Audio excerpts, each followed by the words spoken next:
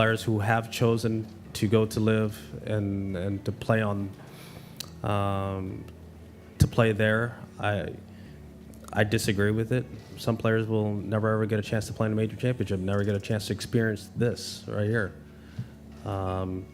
Walk down the fairways at Augusta National. I mean, that to me, I just don't understand it. The great Tiger Woods has commented on LIV Golf and went in on the players who joined. I understand what Jack and Arnold did, because playing professional golf at a tour level versus a club pro is different.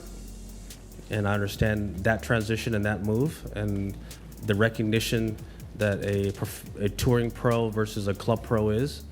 But what these players are doing for guaranteed money, what is the incentive to practice? What is the incentive to go out there and earn it in the dirt? You're just getting paid a lot of money up front and playing a few events and playing 54 holes. They're trying to,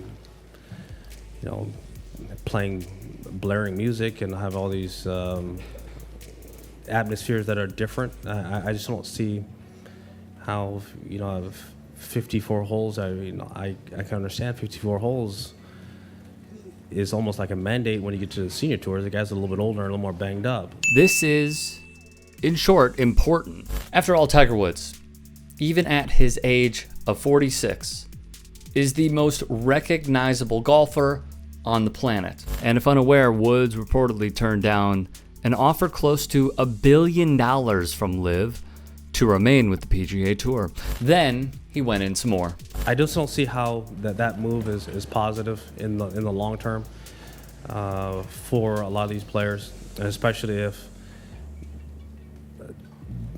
the LIV organization doesn't get world ranking points and they don't, and the major championships change their criteria for entering the events. It'd be sad to see some of these young kids never get a chance to experience it and experience what we've got a chance to experience, and walk these hollow grounds and play in these championships. Even if it was with a calm demeanor, Woods got his message across. ESPN's Mark Schlabach wrote the 15-time major champion wondered how players could jeopardize their opportunities to play in major championships. The LIV Golf Invitational Series is not yet recognized by the official World Golf Ranking, so its players did not receive world points for its first two events in London and Portland. At St. Andrews, a vocal critic of LIV Golf, Rory McIlroy, was asked the following of the weekend. You talked a lot about how you clearly understand the significance of the 150th Open with all the history stuff. Does that make it maybe better for the game if you get a player winning that isn't involved in LIV, do you think? Selfishly, for me, yes, I think it would be better for the game. Woods also said young players who were defecting from the PGA Tour had turned their back on what has allowed them to get to this position, and he cast doubt on whether LIV's model, 54-hole, no-cut tournaments for players making guaranteed money, would allow golf and its top players to thrive.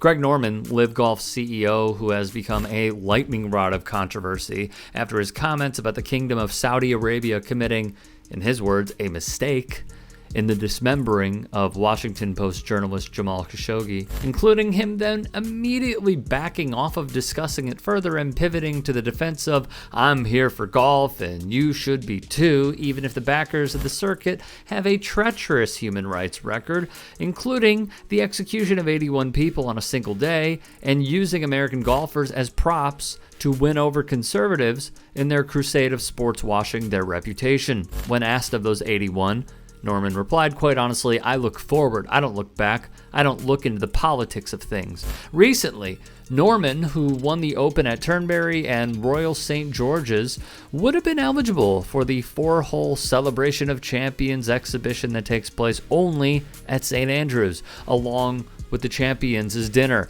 The R&A said Saturday it contacted Norman to tell him, we decided not to invite him to attend on this occasion. The R&A is the tournament's organizer.